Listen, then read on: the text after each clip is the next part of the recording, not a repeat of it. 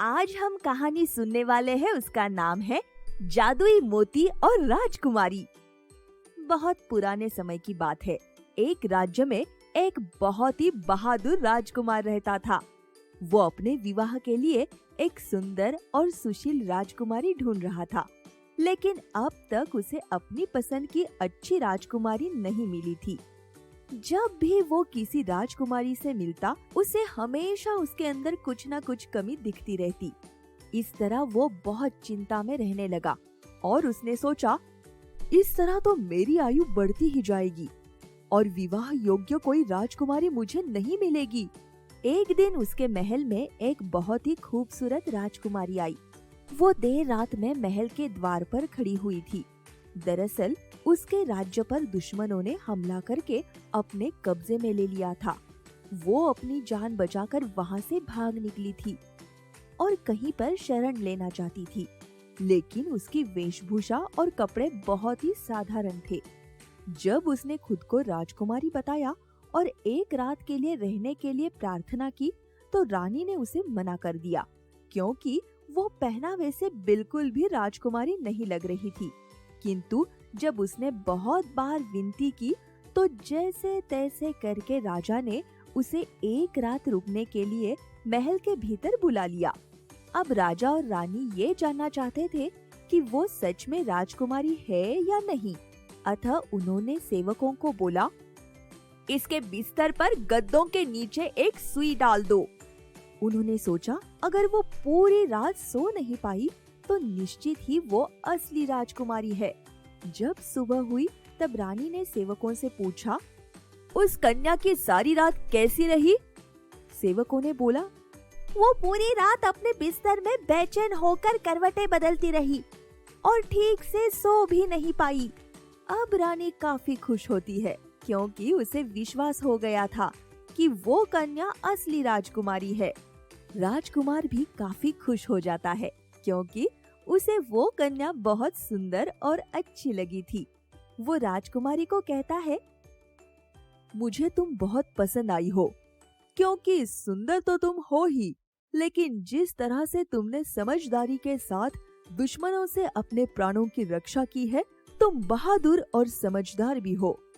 क्या तुम मुझसे विवाह करोगी? पहले तो राजकुमारी उसके प्रस्ताव के लिए मना कर देती है, लेकिन बहुत ज्यादा पूछे जाने पर वो बताती है, आपका दिल दुखाने का मेरा कोई इरादा नहीं है। असलियत तो ये है कि मैं भी आपको पसंद करने लगी हूँ, लेकिन मैं आपसे इसलिए विवाह नहीं कर सकती क्योंकि जो भी राजकुमार मुझसे शादी करेगा वो उसी रात मर जाएगा। ये सुनकर सब बहुत हैरान और परेशान होते हैं। तब राजकुमारी कहती है, जो भी मोतियों वाले पहाड़ के ऊपर जाकर सबसे ज्यादा चमकने वाले 5 मोतियों की माला बनाकर शादी वाले दिन मेरे गले में डालेगा, तो ऐसा कुछ भी नहीं होगा और उसके बाद जो भी राजकुमार मुझसे शादी करेगा वो नहीं मरेगा। मोतियों वाला पहाड़ इतना खतरनाक था कि उसके बारे में सोचने से भी लोगों को डर लगता था। किंतु राजकुमार निश्चय करता है कि वो मोतियों वाले पहाड़ पर जरूर जाएगा और वहाँ से सबसे ज्यादा चमकने वाले 5 मोती लाकर उनकी माला बनवाकर राजकुमारी को पहनाएगा। ये सोचकर अगली सुबह वो अपने घोड़े को तैयार करता है और मोतियों वाली पहाड़ी के लिए निकल जाता है। अब रास्ते में उसे बहुत सी विचित्र और खतरनाक चीजें मिलती है।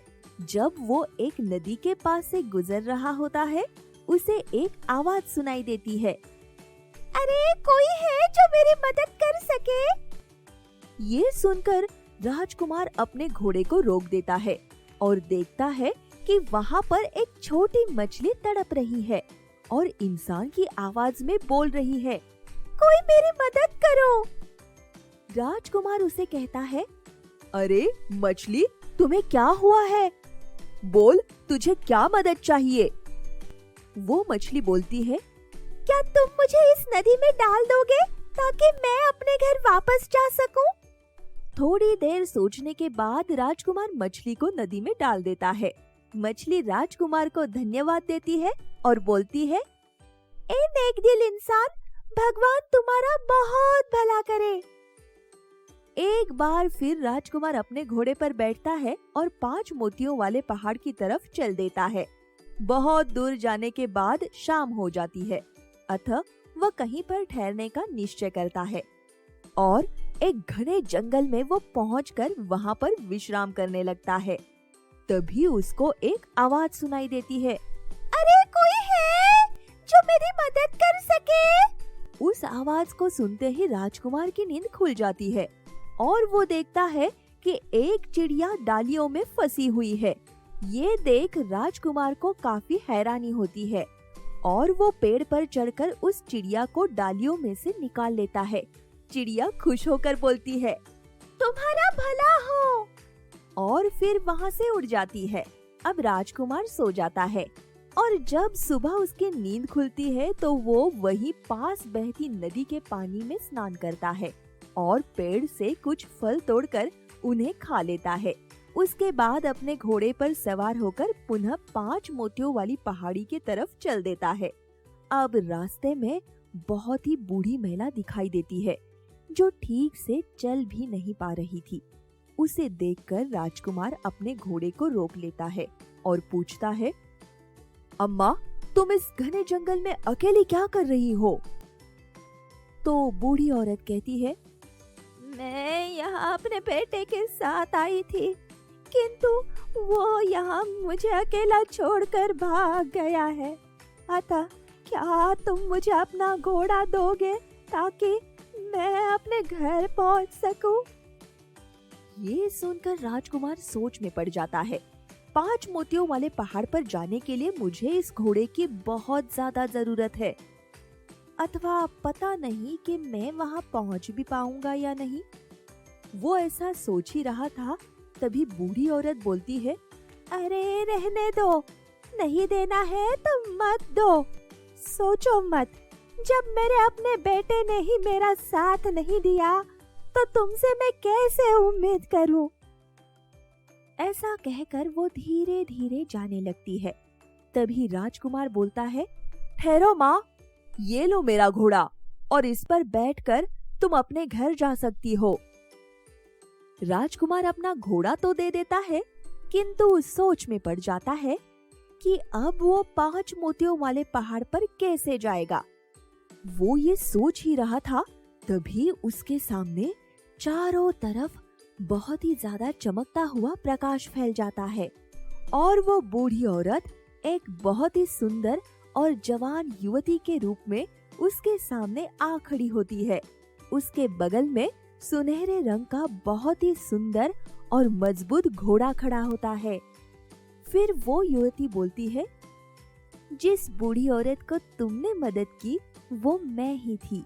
मैं तुम्हारी परीक्षा ले रही थी और तुम अपनी सभी परीक्षाओं में सफल हुए हो।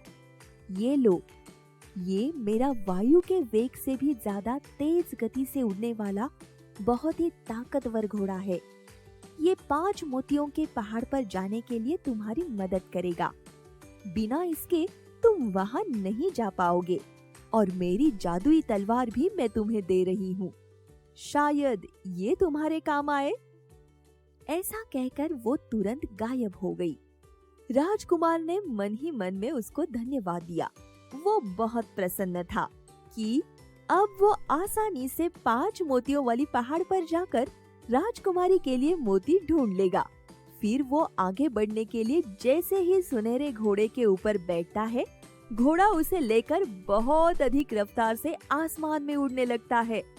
देखते ही देखते राजकुमार मोतियों वाले पहाड़ के पास पहुंच जाता है।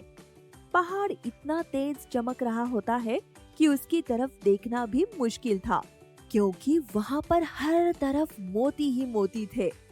तभी घोड़ा वहाँ रुक जाता है और बोलता है, मैं अब इसके आगे नहीं जा सकता। यहीं तक मेरी अंतिम सीमा है। अब इसके आगे आपको अकेले ही जाना होगा। आप बहुत बहादुर और नेक इंसान हो। मेरी शुभकामना आपके साथ है। ऐसा कहकर घोड़ा गायब हो जाता है। अब राजकुमार अकेले ही आगे और चल पड़ता है। उसके और मोतियों वाले पहाड़ के बीच में एक बहुत चौड़ी और गहरी काले रंग के पानी की खतरनाक नदी थी। राजकुमार सोच में पड़ जाता है, अब मैं इस डरावनी नदी के पार कैसे जा पाऊंगा। तभी नदी में से एक बड़ी सी मछली उछल के बाहर आती है और बोलती है, मैं वही मछली हूँ जिसकी तुमने मदद की थी। आओ मेरी पीठ पर बैठ जाओ, मैं तुम्हें उस पार ले जाऊंगी।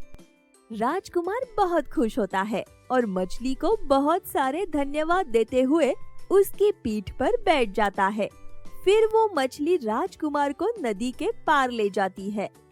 अब राजकुमार पहाड़ के पास तो पहुंच जाता है, लेकिन वो पहाड़ इतना ऊंचा था कि उसकी चोटियों पर जाना राजकुमार के लिए लगभग नामुमकिन था। अब राजकुमार फिर से चिंतित हो उठता है। तभी एक बड़ा सा पक्षी राजकुमार के पास आकर बैठता है और बोलता है, मैं वही पक्षी हूँ जिसकी तुमने मदद की थी। आओ तुम मेरी पीठ पर बैठ जाओ, मैं तुम्हें पहाड़ की चोटियों पर ले चलूंगा।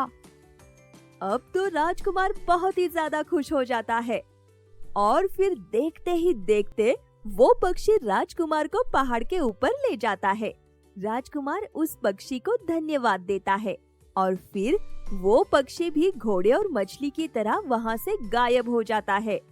मोतियों वाले पहाड़ की चोटी पर इतने सारे मोती थे कि राजकुमार बस देखते ही रह गया।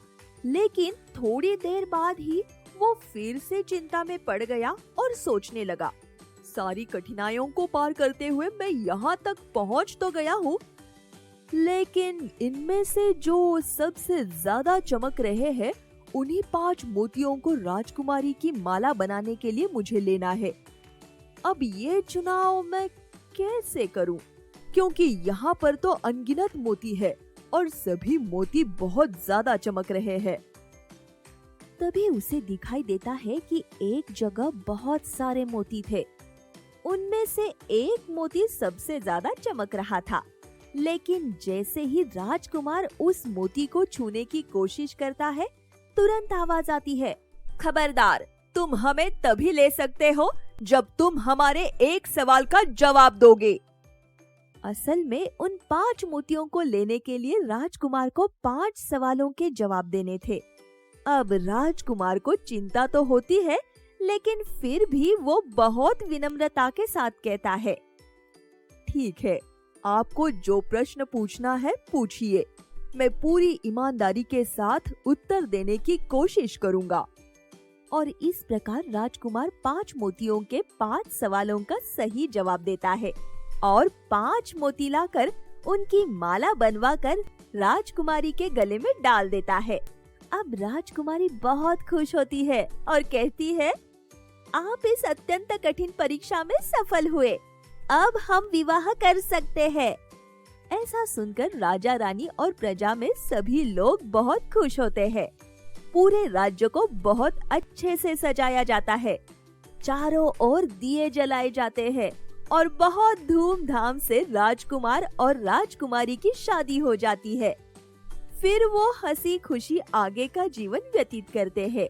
इससे हमें ये सीख मिलती है, हमें बिना किसी स्वार्थ के लोगों की मदद करनी चाहिए, जैसे राजकुमार ने की और उसको उसका फल मिल गया। तो बच्चों, ऐसी ही मजेदार कहानियाँ सुनने के लिए हमारे चैनल को जरूर सब्सक्राइब करें और हाँ, वीडियो को लाइक करना मत भूले और अपने दोस्तों के साथ भी शेयर करना ना भूले।